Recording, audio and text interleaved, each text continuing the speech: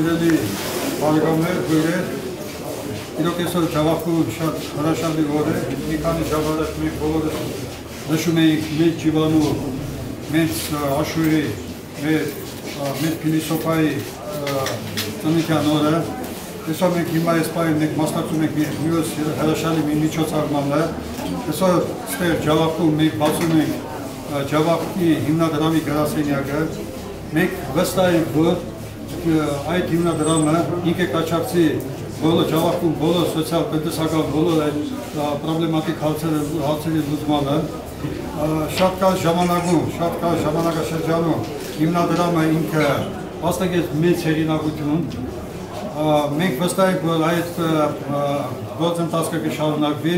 Ես ուզում եմ բոլորին շնորհավորել այս հրաշալի այդ միջոցառման հետ կապված։ Ուզում եմ մաղթել